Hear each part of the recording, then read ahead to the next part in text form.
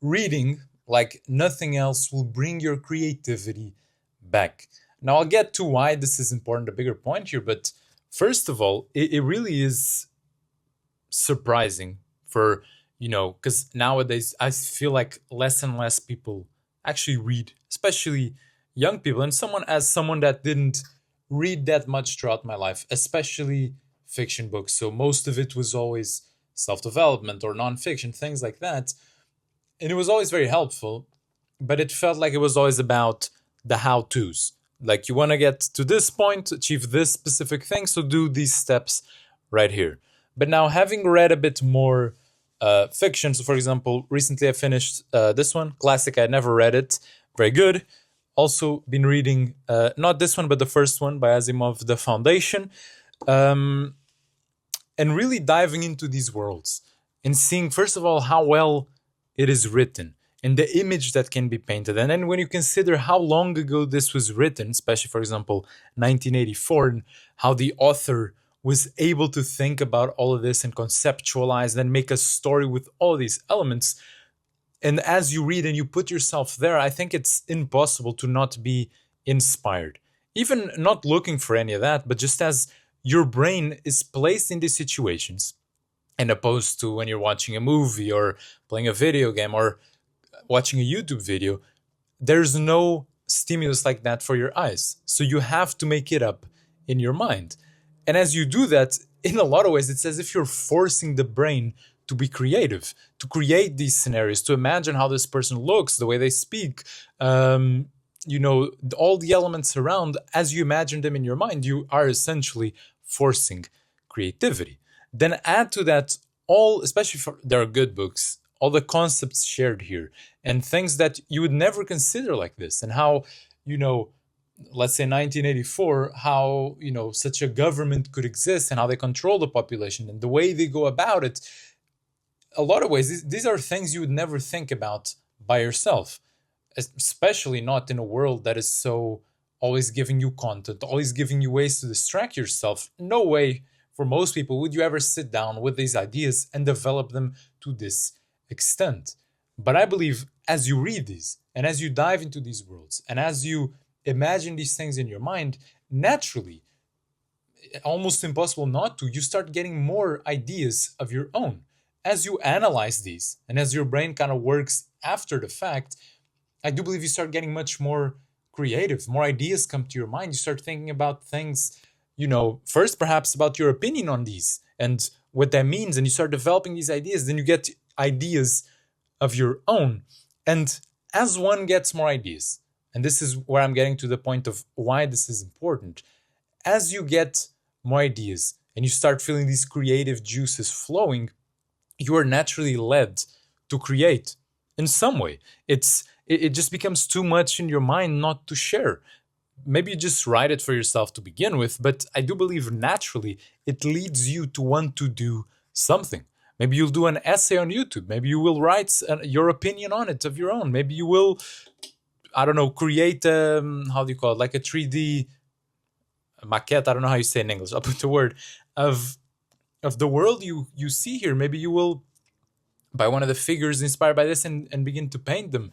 It will naturally, as I see it, lead you to get more ideas, develop those ideas, which again becomes you creating.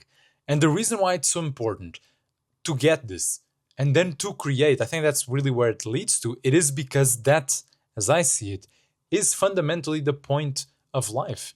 It is to create, and obviously a lot of times in the more creative sense. Even if you're a person that's not as creative, you want to create. A part of you wants to create.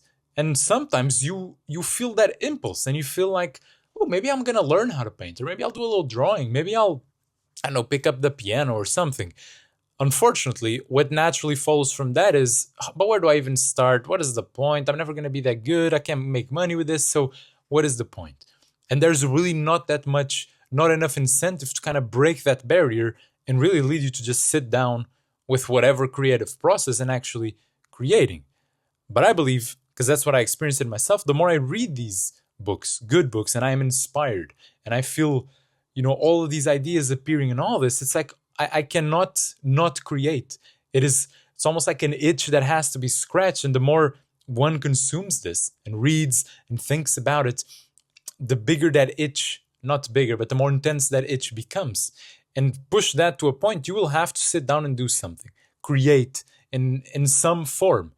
And as you do so, because the act of creating, it is a very, I believe, very mindful act, because it is you with these ideas trying to figure out a way to bring to light this that is inside of your mind. And as you do that, and as perhaps the first time is not going to be good, but as you improve with that, and as you hone in whatever skill that you choose to bring the idea to light, you'll start to get much more in contact with this sense of fulfillment. Not a permanent fulfillment, of course, not like your life will be solved, but there's nothing like having an idea, conceptualizing it, creating it, and then really being done with it. Even if no one sees it, even if you do the painting just for yourself, it is a certain realization moment, certain fulfillment that, really no other thing kind of can give you. No scrolling can give you, no just watching movies can give you, no most things can give you as creating will. And as, again, not to repeat myself too much, but as you really read and force this inspiration to come out, I do believe you naturally solve a lot of problems that we experience nowadays. That, again, perhaps a lot of times also you need to force yourself to solve those problems before you can read. Your attention, your focus, you're putting the phone away.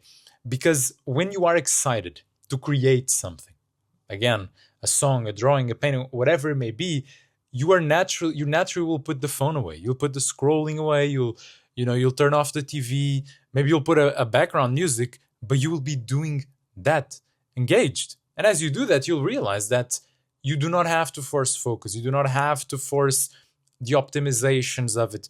Nothing like that. Because when you are doing it, all of you is fully engaged, bringing the idea to light. And that's why it feels so rewarding as well.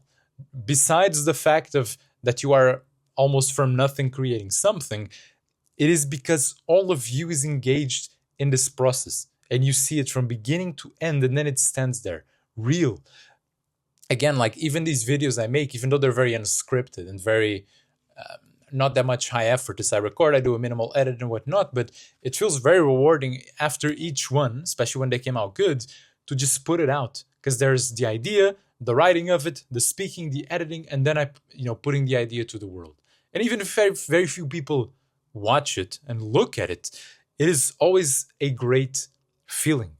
And it is one that, again, I don't think any passivity in your life can give you. No amount of, especially of reading things and watching tutorials and watching things, trying to get to that, how do I fulfill this need? Well, you gotta just create. And to create, you gotta be inspired to create.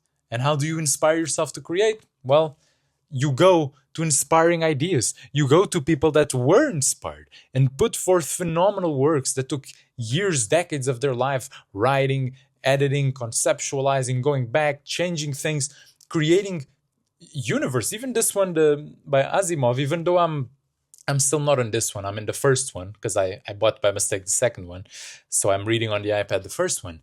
It is, it puts you in such a scenario of a world that is not our own, futuristic, with things that your brain is transported to a different reality. And then it's like you come back from there with a lot of ideas, a lot of things you want to do and create. And so allow yourself to be inspired. And then allow yourself to create. And I think you will realize in that process of creating that we have it all wrong. A lot of times nowadays, we're so busy, that's the word, we're busy doing things, but we're not busy creating. It's just moving for the sake of moving. Well, let's allow these ideas to come up and move, not just for the sake of moving, but of creating. And when we do so, I think a lot of you, for the first time in years, and perhaps the first time if you've never done it, you're going to realize that's just much more beyond life than what you know right now. Because there's this whole other world of imagination and creativity and ideas that is always there, but you got to go after it and you got to go find it.